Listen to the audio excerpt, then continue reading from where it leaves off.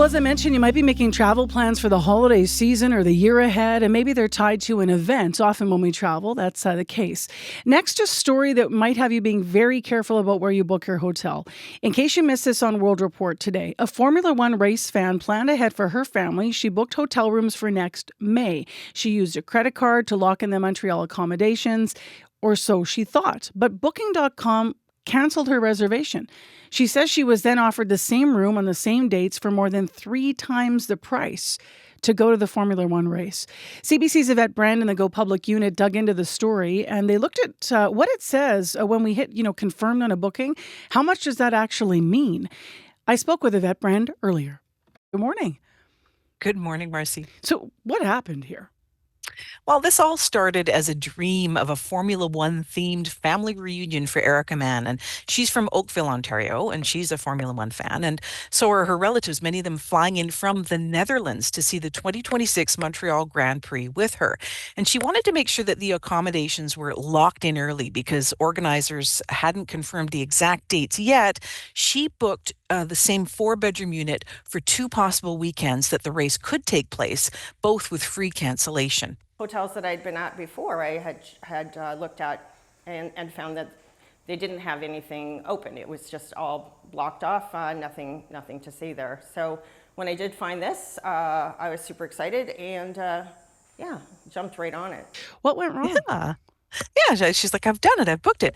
And when the race weekend was officially set, she went ahead and canceled one of the bookings, which is in line with Booking.com's rules on their site. But weeks later, she confirmed that her $4,300 reservation for the weekend had been wiped out. And Booking.com told her that her hotel had reported a rate discrepancy. And they gave her 2 options. She could cancel the reservation entirely herself and get a refund. Yeah, it's so unfair, right? I mean, she'd done the research, she'd found the deal, she'd compared it to others available, and she'd booked it, and she thought she was done, and she was not. Canceled anyway, and here's Mann's reaction to that. In the tens of thousands now, it was no longer 4,300 or so with tax. It was going to be over $17,000, which was just like a whopper. Like that was just like so outstandingly outrageous that I almost couldn't believe it. I've been to Montreal for a race weekend, so most things cost a whopper.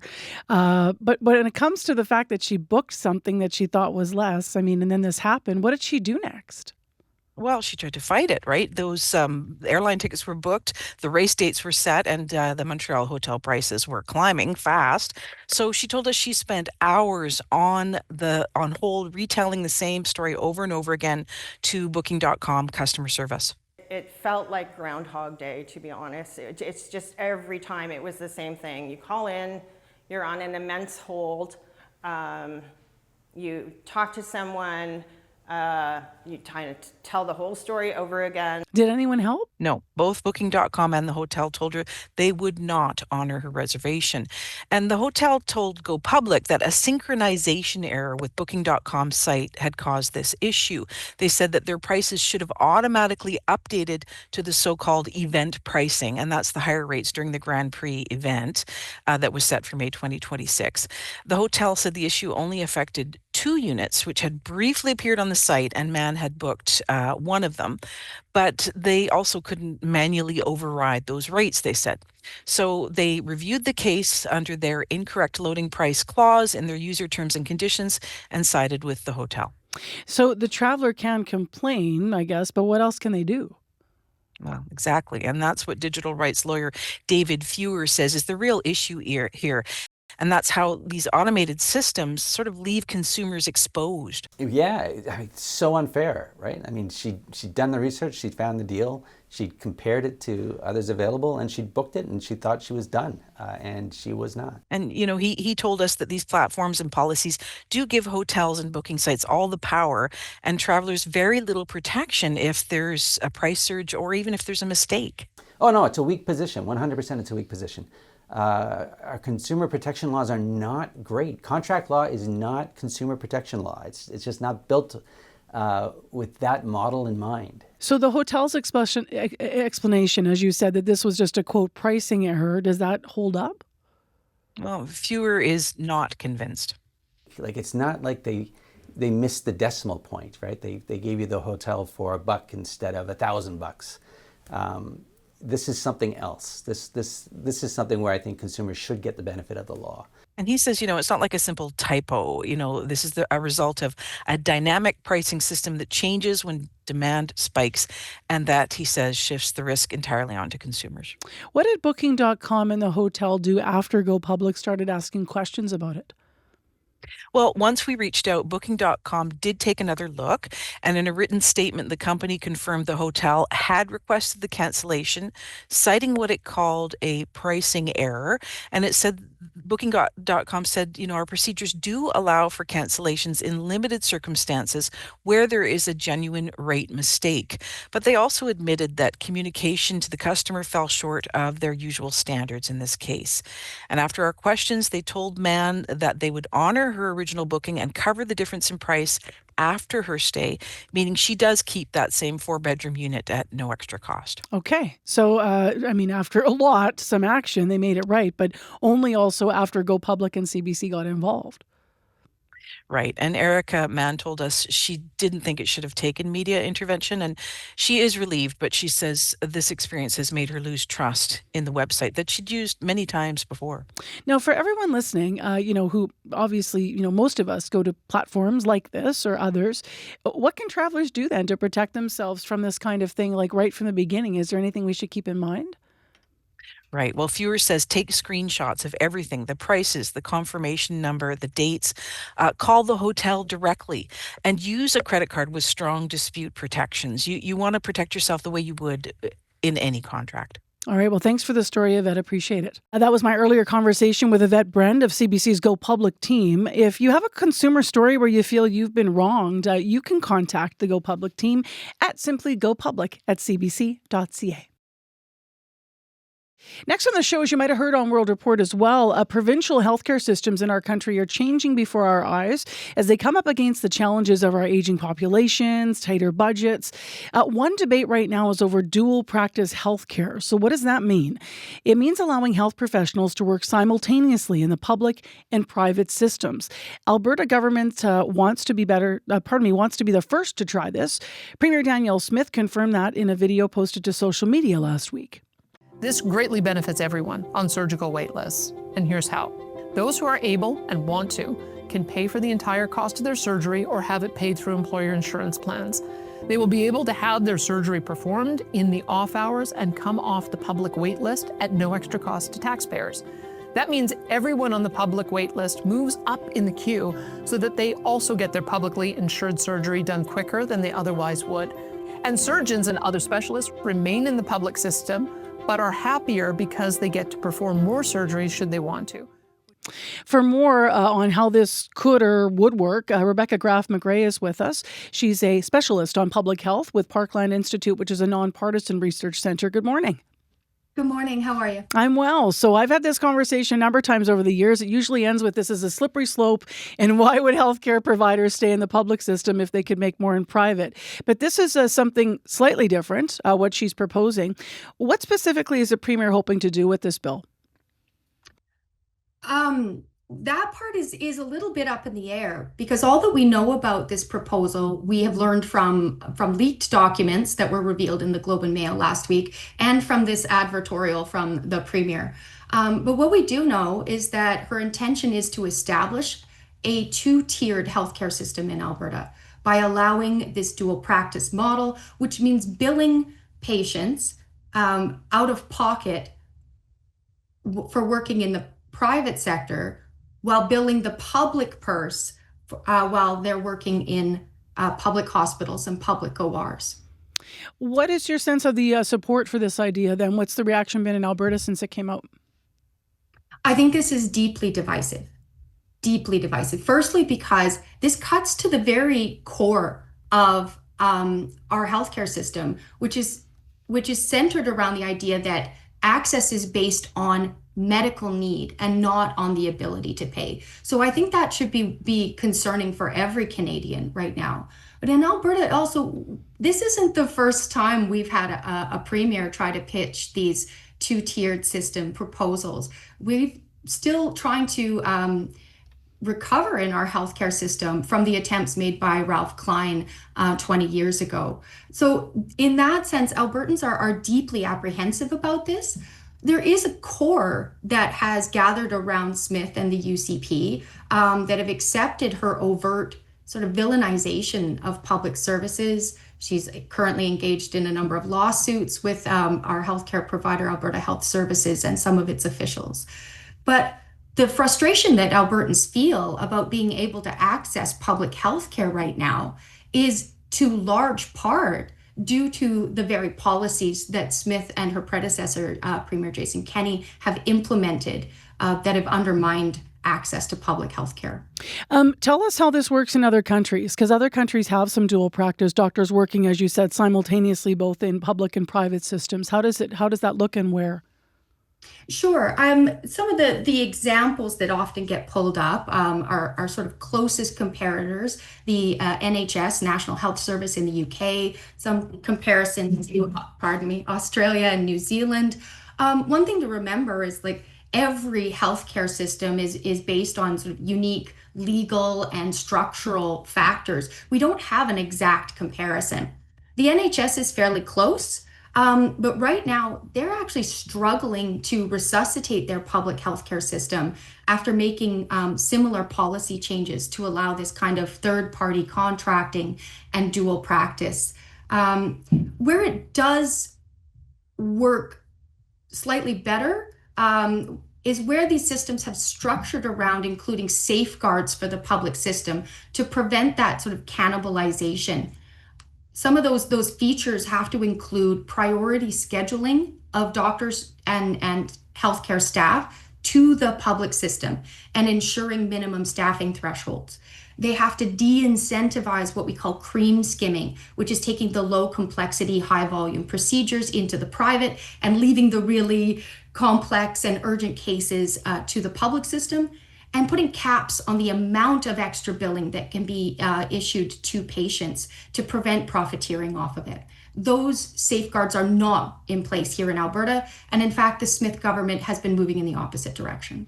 I'm going to look at this very simplistically because that's what the average listener might be doing, I think. You know, if you're just waking up and looking at this, you might be thinking, across this country, our healthcare systems are broken. We're constantly doing stories, especially post-COVID, about the problems.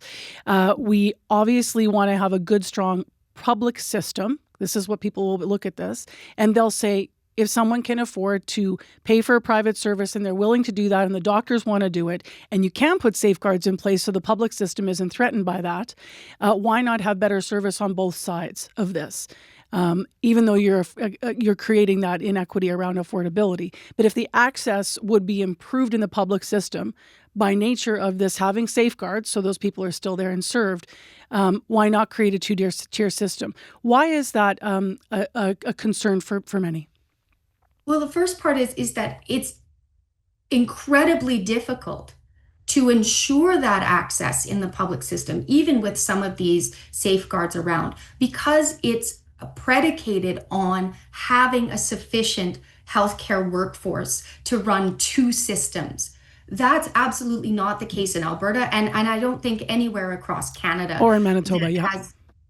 You know, we are struggling with a staffing crisis across our healthcare systems in every province. And you only have one workforce. So when you create two systems, you don't clone that. So let's think this through. Like when you have an anesthetist or an anesthesiologist that's scheduled for shifts in this private surgical facility, that leaves their colleagues in the public system shorthanded. And at the same time, they're now trying to address emergency cases, more complex cases, and suddenly they do have fewer staff and fewer resources. That's where that negative feedback loop gets triggered. So the staff in the public system are now overloaded, they're burnt out, and they're more willing to then take additional shifts into that private system or to leave the profession entirely altogether, which is what we're seeing now. Rebecca, thank you for your analysis. Appreciate your time on this today. Thank you so much. That's Rebecca Graff-McRae, specialist on public health with Parkland Institute, which is a think tank. She was in Edmonton. You'll hear more on World Report, and please weigh in 788-3205. Well, let's take you halfway around the world where it's much warmer, no matter the season, to Australia this morning. They're on the verge there of implementing a social media ban for kids under 16. So it starts December 10th. Kids in that age group won't be able to create new accounts. Big platforms like Facebook, Instagram, TikTok, and YouTube will need to verify ages or remove existing accounts. The government says the goal is to protect kids from harmful content and online bullying. I've asked on my Facebook page if we should do that here. You can weigh in. Kara Brisson-Boivin is with us to talk about it, though, Director of Research for MediaSmarts. That's a non-for-profit organization that focuses on digital and media literacy. Good morning. Good morning. Thanks for having me. So when this was proposed, we talked a great deal about it, but I'm wondering, how will social media companies be checking users' ages? Because that was one of the things that seemed like it would be difficult. Yeah, the e-safety commissioner in Australia, that's a regulator in Australia, has come out and said there isn't going to be a one-size application for this regulation. And so it's going to depend on the context and needs of each individual platform. But each individual platform is going to have to demonstrate to the regulator that they are taking steps to age restrict. And so what those specific steps are going to be evolving. They're going to need to be evaluated over time. I think we can anticipate things like, checking birth dates. It will include, in some cases, biometric data, so images of young people's faces. But again, it's not a one-size-fits-all application. So it'll be an evolving process. What about privacy issues that could arise from collecting this kind of information then? Yeah, I think privacy, concerns are top of mind, especially when it comes to protecting highly sensitive data of especially children and youth.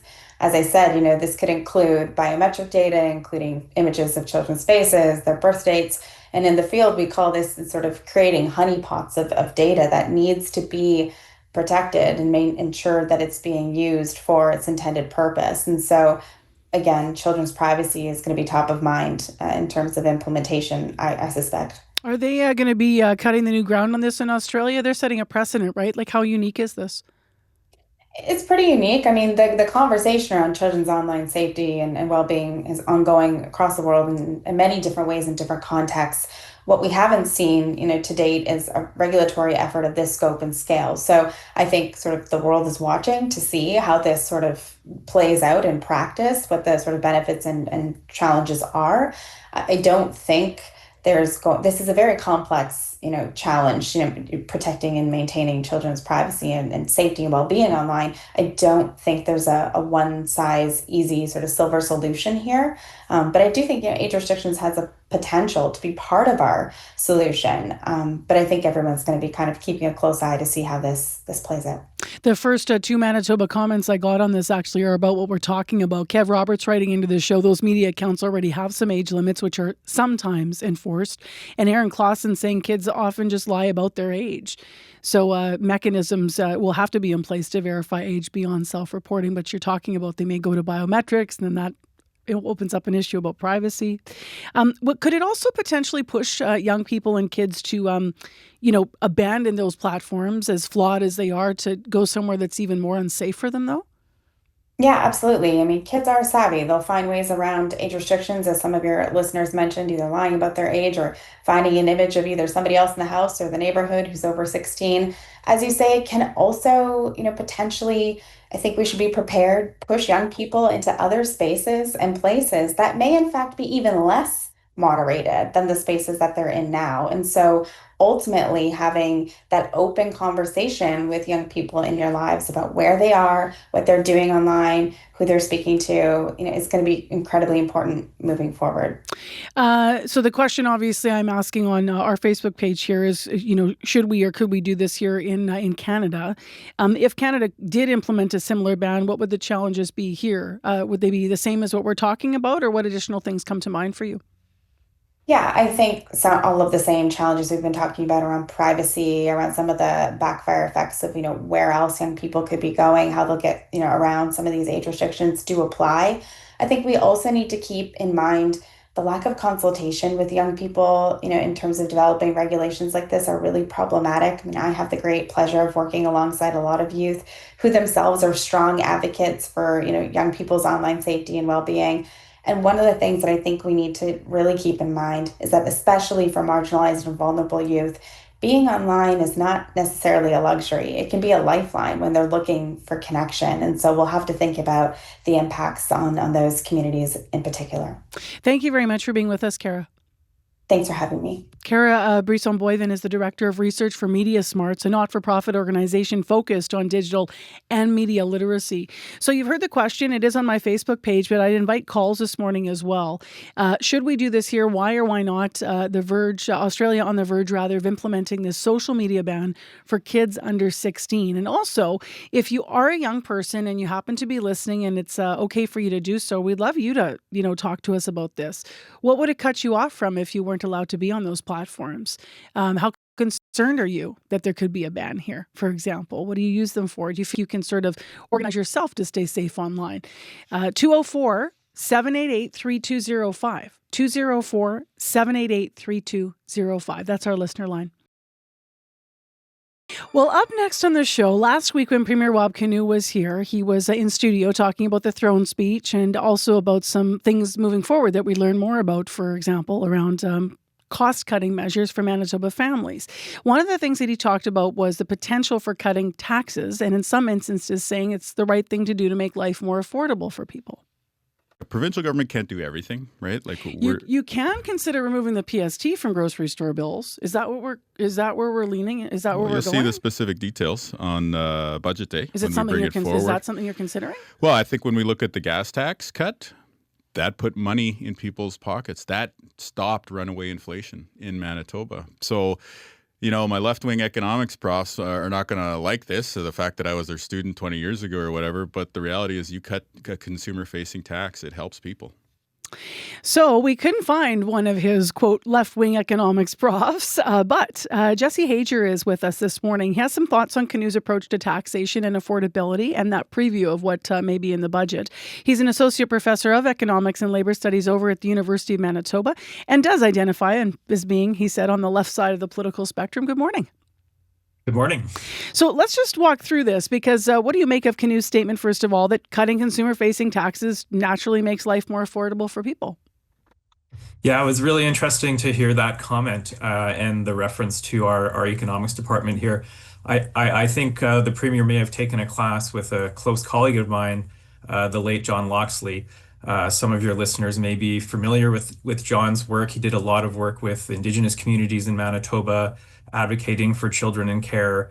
And we do have a group here, which is, we consider ourselves a group of critical economists in the Economics and Society program. And we did chat about the Premier's comment. And we definitely do have some thoughts about that. I think when you hear about cutting taxes to help people, sure, if people are in need and you give them some more money, that's going to help. But I think the most important thing to remember is that when you cut taxes, you're going to help some people a lot more than others. You heard the Premier talk about the cut to the gas tax, for example. Well, that helped people who bought a lot of gas. A lot of money went to businesses, corporations with large fleets of trucks, and they got a benefit from that. People who took the bus didn't get a benefit. So I think you have to remember that, yes, giving people money helps, but when you cut taxes, you're often giving money to the people who may need it the least. Does it help curb inflation? I mean, is that too simplistic of a question? Cutting consumer-facing taxes does help curb inflation? It did affect the inflation rate. That's completely true. When the price of something goes down, and it's part of the calculation of inflation, that inflation rate's going to go down. But what we saw with the gas tax cut, for example, is inflation went right back up when the gas tax was reintroduced. So you have to continue to keep those taxes down if you're going to use that as a way to control costs. And then you have to ask the question, what are you giving up for that? Right? Like, we know that giving away money means we're not going to have that money to spend on other things. We know we have a really large deficit in Manitoba right now. We know that people are struggling with getting access to healthcare. We know that there are very high needs in our school system. When we give away that money through tax cuts, we're going to lose out on the other end when we don't have money to pay for the public services we all rely on. So far we've been talking sort of in the context of gas tax because, that was mentioned. But also I want to ask you specifically about the possibility of cutting the PST on grocery bills, because that wouldn't just be drivers, versus someone on transit. That would be all of us paying PST on grocery bills. That idea is not off the table for the Premier. What's your sensibility of that and what difference that could make for people? Yeah, that was a really interesting comment to me. If we look at how the PST works, the PST already is not applied to basic groceries. So I'm curious what the Premier is talking about there. You do have some items that are bought at grocery stores that aren't considered basic groceries, that aren't exempt from the PST. So I think we would need some more details on that to really do a good analysis of what that would mean. And maybe it was just a poor example by me, to be honest, because I was the one that asked about PST, so not thinking about the fact that most of your bill is already exempt. What do you think the government could consider with the tax system to make things more affordable overall for people that they may not have considered? Or what are you seeing in other places economically that's interesting right now? Mm-hmm. Yes, I'm part of a group that's done some research through the Canadian Centre for Policy Alternatives, and we've examined this issue in quite a bit of detail. We have a large number of programs and tax credits that exist in the province of Manitoba. Many of those are poorly targeted, to be honest. They're giving money to people who are doing very well. If we look at the cost of living crisis, the Parliamentary Budget Office last year did an analysis of who's really struggling with the cost of living because of the high inflation that we've seen in previous years. And it was a really interesting report because it showed that the bottom 40% of people in the income distribution, they are struggling. They did not see their incomes keep up with the cost of living, and they saw their living standards go down because of that. But what was really interesting about that report was that the top 60% of income earners are better off than they were back in 2019, despite the rise in prices. You can think of things like rising home values, stock portfolios doing really well over the last few years. When we think about where we're going to target our assistance to help people with the cost of living, my recommendation would be to focus it on those who have been hurt by the rising cost of living and haven't seen their incomes go up to compensate.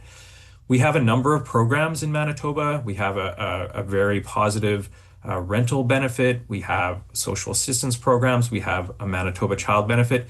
These are all programs that are targeted based on income. If you have a really high income, you don't get the benefit.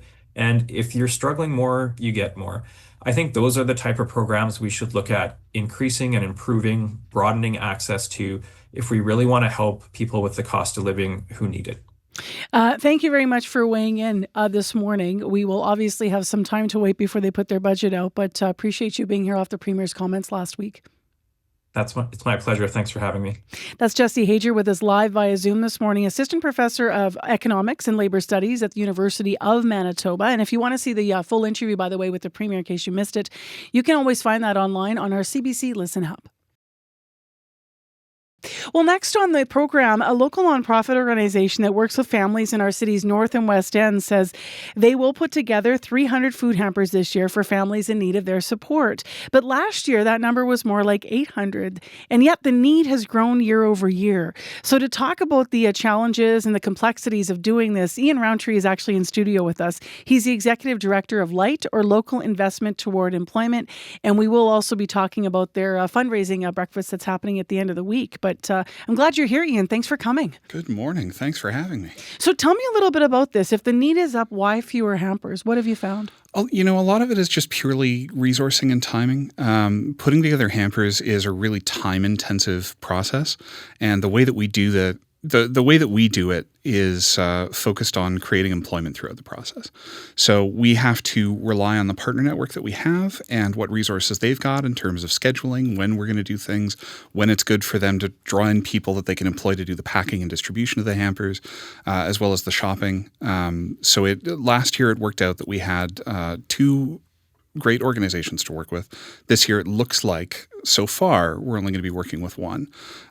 So really, it's just a matter of like not only how good was our fundraising and how many dollars do we have to parcel out, but also what kind of work are our partners doing? Is there something that they perceive as more urgent that means that they're just not going to have the resources to be able to help us with it? You are partnered with the West Broadway Community Organization still for some of the goods. Yeah. How pervasive are the problems this year when you think about sort of the landscape of Winnipeg and the need going up, and yet, a lot of nonprofits are saying that they're having challenges keeping up as well? Yeah, it's one of these things where like, what happens this year doesn't always affect this year. Sometimes it rolls over into next year. We tend to think of things like inflation and food prices as a very local thing. Like this month, prices are up by 2.2%. Last month they were up by 2.4%, and that it's a rolling average thing. Where if we in the previous year did a certain amount of fundraising and we got a certain amount of resources to dedicate to this, last year's fundraising affects this year's hamper. Got it. So you're always looking ahead. Yeah, we're always looking ahead. What's it like for families that are trying to look ahead and plan right now? How stressful is that? It's really difficult. A lot of the feedback that we've had is that it's really difficult, and it's unfortunate that like there isn't often a lot of time to tell the nuanced version of this story. When you're dealing with sound bites on the news and in big reports, people tend to absorb the easy things to absorb. For example, it's really easy to say that Stats Canada released a report recently that says food prices are up by 4%, but that's an average. So some prices have actually gone down, which is great, but then like beef and chocolate are up by 10% and coffee's up by 28%. These are huge rises.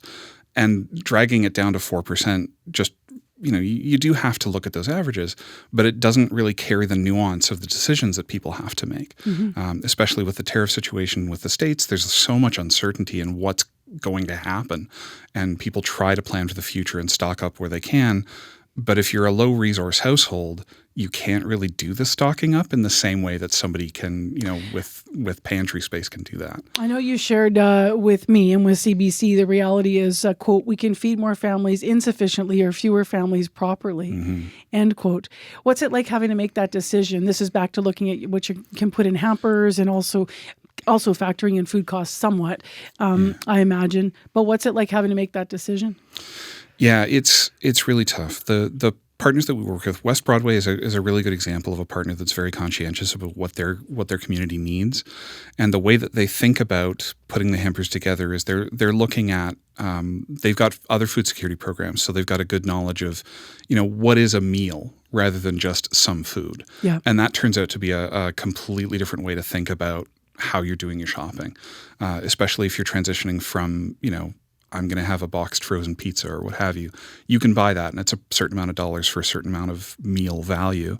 But if you're dealing with ingredients rather than prepared food, which I'll claim tend to be a little bit healthier, that you have to think about things differently, and your dollars stretch a different level when you're doing that stuff. Friday is obviously the breakfast, and we'll give people the hours. I'm helping to MC, and it goes toward the hampers. But all of your work, even those who are cooking Friday, contributing to the hampers, is about employment. It's implied in your name, local investment toward employment. Trying to get people who otherwise might not have a foothold in the work world kind of on that ladder. Where are the opportunities right now for that in our community, for people to get started in employment? So it's actually been a really good year for this. Last year, I don't know if you'd remember, but we had some opportunities to do some new stuff last year, and it's less so this year because those opportunities have paid off. For example, last year we provided a seed grant to Build, which is a wonderful social enterprise, and did some work with them to figure out how they can do some temporary staffing work. And they spun up an entire subsidiary business that they're calling Skoden Staffing, which is great. But it's still construction work, but it's a different model than their normal training program. So it gives access to a completely different community of people who maybe don't fit into the training program that Build has normally, but can still do some work. How's that gone year over year then? It's been really good. I mean, their whole thing is that they want to get people into work rather than having them some people struggle with like the interview process, and they don't always do well in that kind of situation. But once you get them with a hammer in their hand or what have you, they can prove that they can do the work, and it's very upfront, and they've had really good success with it. Yeah. Not all of our programs function that way, and I mean that was us having an opportunity to support another organization. A lot of the jobs that we create are for people that may not fit into the workforce in the normal sense. These are people that are on EIA, so they've got restrictions that they're stuck with, where they don't want to run into earning too much money, so they get clawbacks, and there's a lot of math that we have to do with that. But it tends to be sort of like what can we do to help people without causing additional problems for them. And have you found more opportunities for people this year then? You said it's been a good year. Were you referring more to the success of the Skoden program? Skoden coming out of last year was quite good, and they don't need our help anymore, which is really nice. Like that's kind of always what you want, is to put people in a situation. This year we've had pretty good success with our spring job grants, which we do every year to sort of counterbalance the year against our hamper. But the bulk of the work really does happen around the breakfast and the hamper. It's 50 to 70% of our jobs every year. All right. Friday, I'm emceeing. We're going to be at the Ukrainian Labor Temple again. Give us the Coles notes of when people should show up and how they can buy tickets and support LITE. So tickets are available online. It's through our website. They're $35 each. There's 2 seatings, so it's a little bit more convenient for people. We're starting our first seating at 8 a.m., the second seating at 9:30, but come and go as you please, really. The venue's wonderful. We've got a lot of capacity. We've got some great entertainment curated by Folklorama. We have three artists again, as we did last year, and it's just going to be a really fun time to see people in the community and get connected with people and see the work being done in front of your eyes. It's such a nice community kickoff to the holiday season. It's wonderful. Yeah. All right. Well, we'll see you Friday, Ian. Thank you for being in. Thank you. That's Ian Rountree live in our studio, the executive director of LITE. So Friday's 28th annual LITE breakfast, maybe it's been a tradition for you, is happening, as I mentioned, at the Labor Temple at 591 Pritchard Avenue, lovely restored space, 8 to 11, those food seatings at 8 and 9:30, entertainment throughout. So you can get tickets at the door, but you can also go online, find out more about the organization as well at LITE, LITE.mb.ca. Well, let's go to a story we've had in the news today. Reports of missing money and wedding rings at an assisted living facility in Selkirk have culminated after a family caught a care worker allegedly stealing on a motion-censored security camera. They allege he's responsible for these thefts. Now, the family who initially set up the camera did it because their loved one's a wandering risk, and they were shocked to see a staff member entering and leaving their residence starting at 2 a.m., well past the time that staff is supposed to be done for the day. Now, the employee was contracted to be at the home that day by the Interlake Eastern Regional Health Authority. He's caught on camera going into the room with a flashlight while the resident was sleeping. However, there is no footage of the care worker taking money. Christina Stark is the residence manager of the Woodland Courts Assisted Living Facility and Cambridge House Retirement Residence. She says at least 8 residents have reported missing valuables in recent months. I would say late July, early August, we had a resident whose family members came and there was money missing. We looked back on our cameras and I was able to see that this person who I had not seen before in the building had shown up on camera in our common areas. So I went and asked one of our regular home care workers if that was home care, if this person was with home care. And she said, yes, that he was. I went on, with my day. I looked further into it. There was no one else unusual to speak of. So I was kind of doing my own investigations of that. Fast forward a couple of weeks, maybe 3, I came into my office and checked my email, and one of our new residents had emailed me images of that same person that I had originally seen on cameras. She asked if he was staff. I said, no, he was not our staff, but that he was home care. I recognized him, and long story short, she wanted to know why he would be in the room so often and through all hours of the day and night.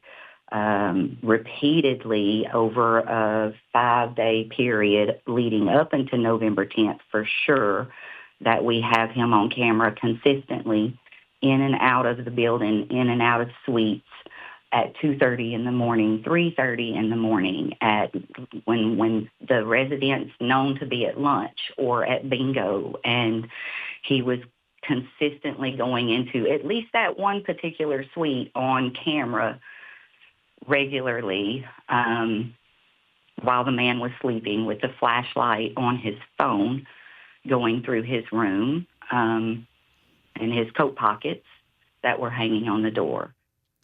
And just a small correction, that employee was not contracted to be at the home that day.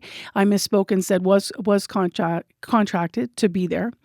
Christina Stark there explaining that what was seen on camera, residence manager of the Woodland Courts Assisted Living Facility and the Cambridge House Retirement Residence.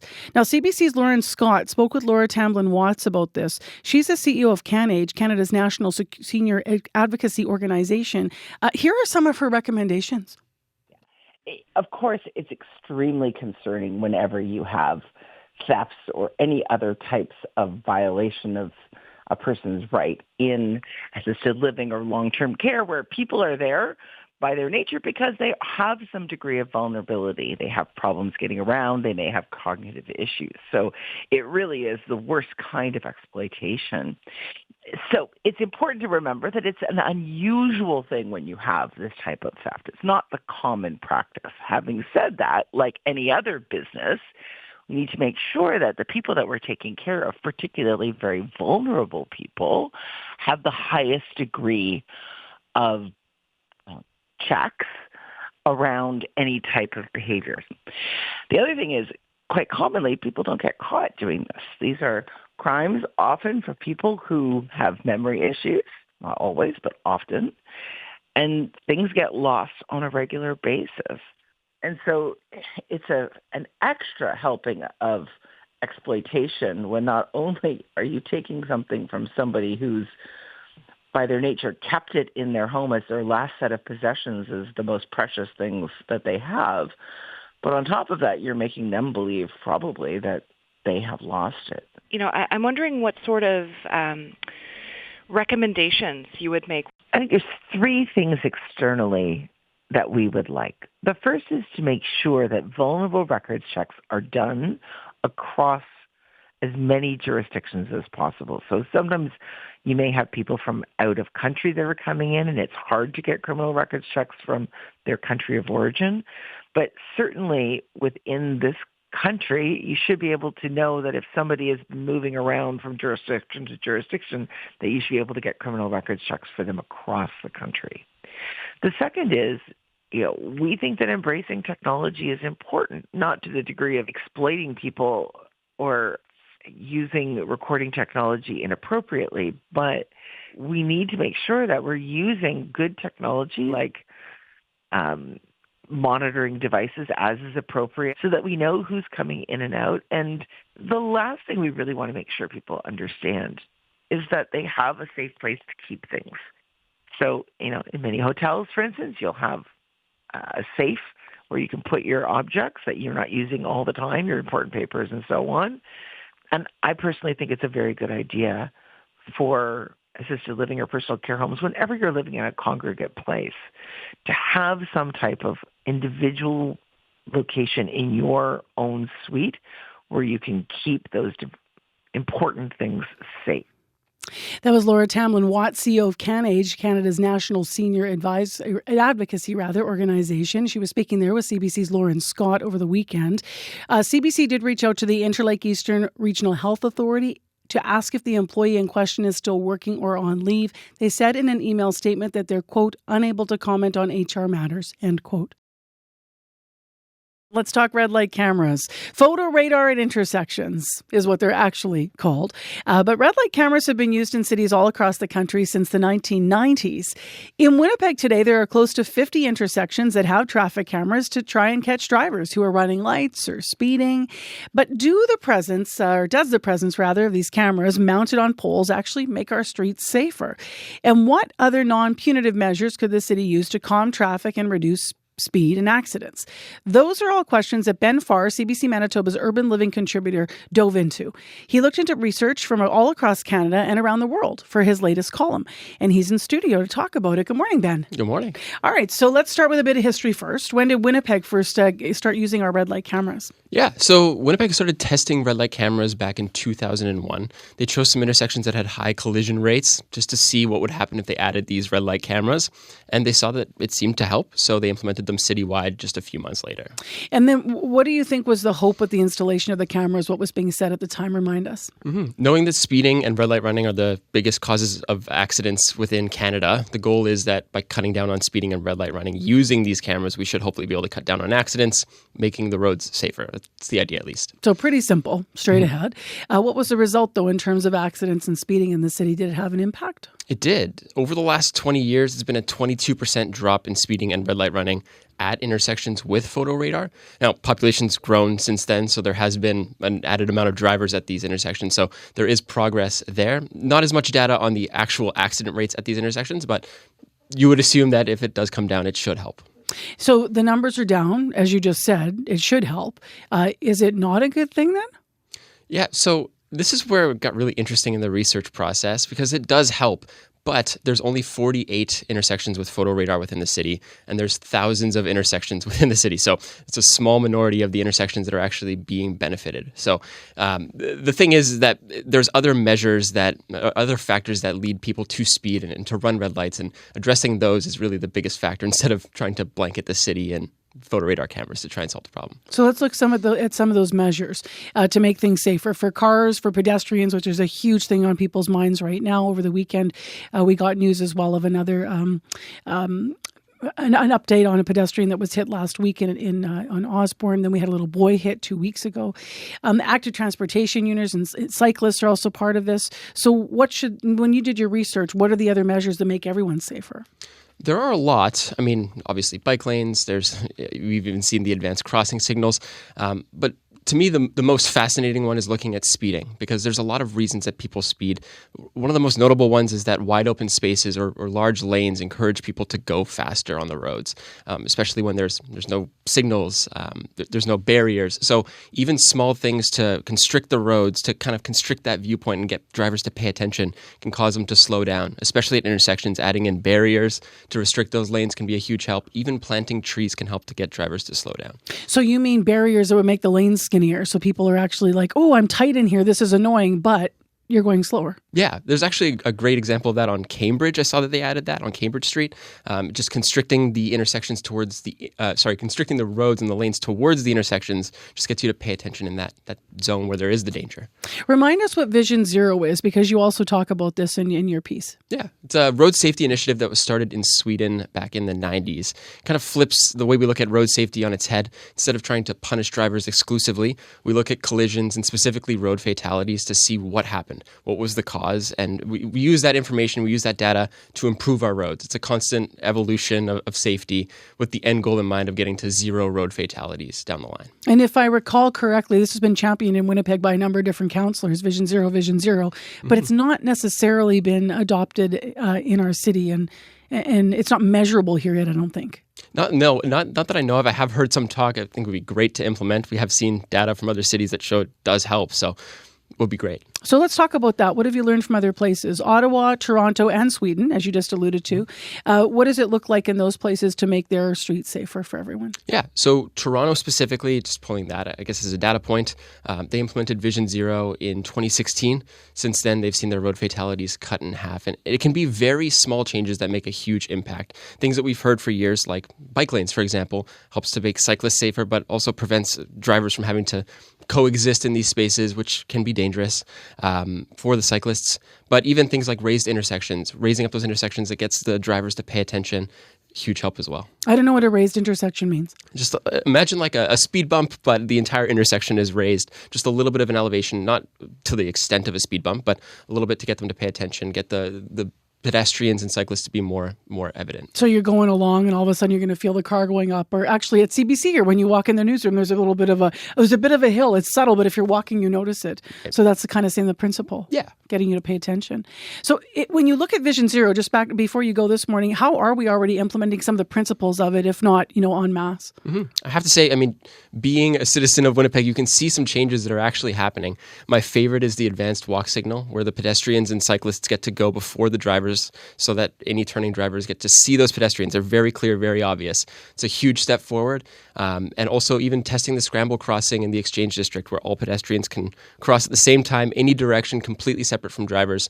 I think those are great steps. But ultimately, it's just a constant evolution, trying to see what works, looking at the data, and constantly evolving our roads to make them safer. So great progress, and I think if we continue, it'll only get better. Thanks for being here this morning to give us a glimpse at your column. Yeah, thanks for having me. That is Ben Farr, CBC Manitoba's urban living commentator. His next column, by the way, is going to explore a unique attribute of Winnipeggers when it comes to the evolution of our city. Why does it seem like we're so adverse to change? That's a good question. If you want to read more, though, about this column and his series that he calls My Hometown, including a great video, you can check it out on our website at cbc.ca/Manitoba, and you can also weigh in yourself at 788-3205.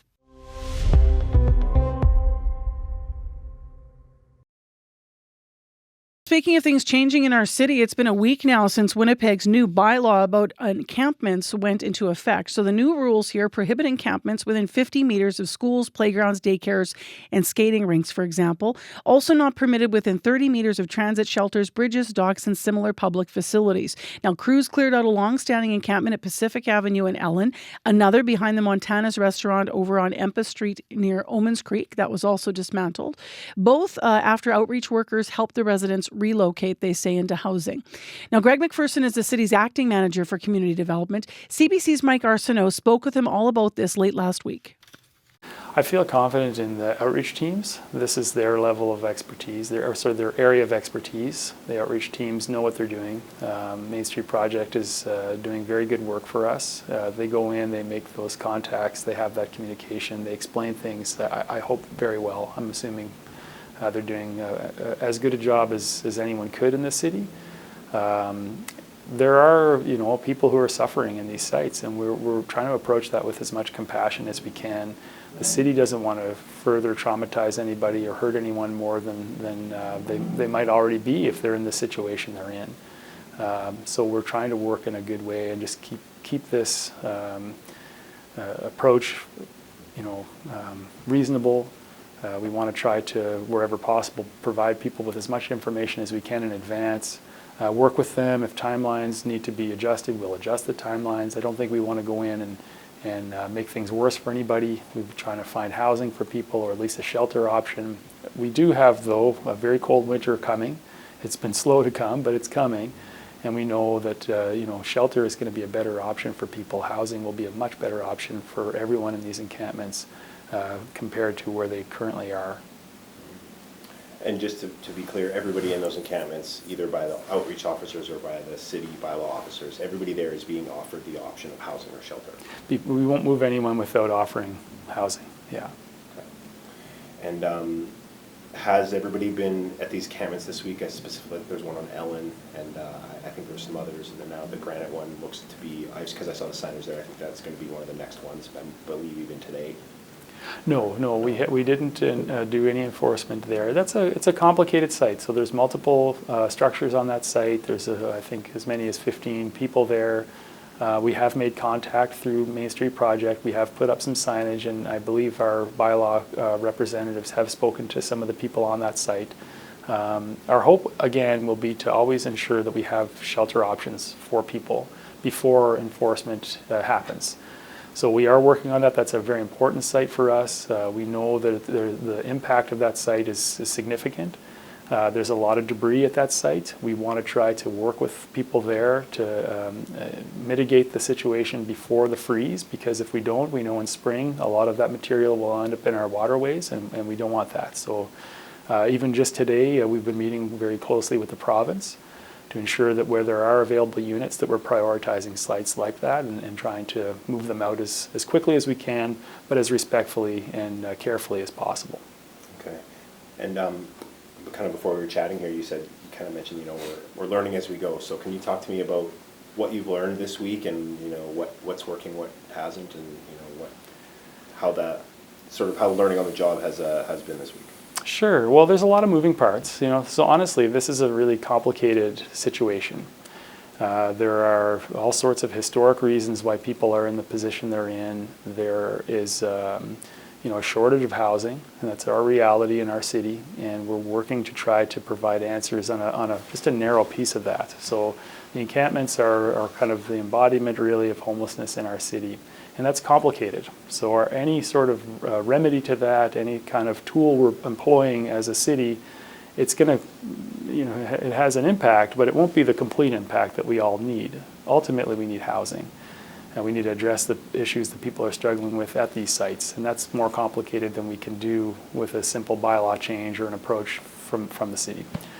So we are learning that there are limitations to our approach. We're trying to refine it as we go.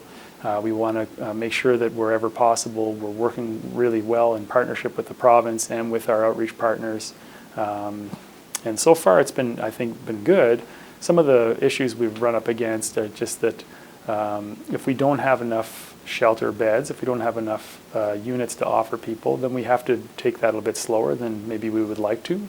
But it's happening, I think, very slowly and methodically. We're going to be working to be sure that some of these sites, these priority sites that Council have identified, will be remediated over the coming weeks and months.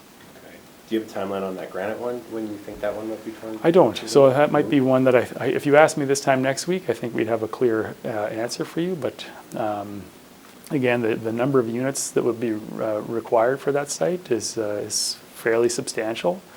We want to be sure to make people those good offers and have something in hand when we visit them and ask them to move on. We want to be able to support them in that move. So I think that's it's more complex than I wish it was. So the answer has to be a little more complex than maybe you would like. No, the answer is the answer. Yeah. Even if it's complex, this is a complex issue. Yeah. But you did kind of make first contact, and those people are sort of knowing that this is happening. But it's like you said, it's going to take a bit of time. That's correct. Yeah, and we need to work with our outreach providers to be sure that the timelines are well understood. We don't want to surprise anybody. There's people living in these spaces that are already having challenges in their life. They don't also need us to be surprising them. So I think that's the goal, is to be communicative, be clear with the people there, with the neighbors as well. There's an expectation too, and it's a strong one. A very important piece of this is that these are not easy neighbors, right? They're not easy places to live next door to, and we understand that. This is a complex problem. We want to be sure that we're supporting these neighborhoods and these communities to have access to their public sites, and so it's a balance for us. We want to be sure to be moving as quickly as we can, as carefully as we can, and really taking into account that there's a lot of different opinions, different perspectives, and really honoring all of them is challenging, but I feel like this week was a good start. So that was CBC's Mike Arsenault in conversation with Greg MacPherson, who's the head of the city's who is with the City of Winnipeg. He is their acting manager for community development. And they were in conversation late last week. That was, of course, after the first full week of the city's new bylaw about encampments and where they can be and where they can't be.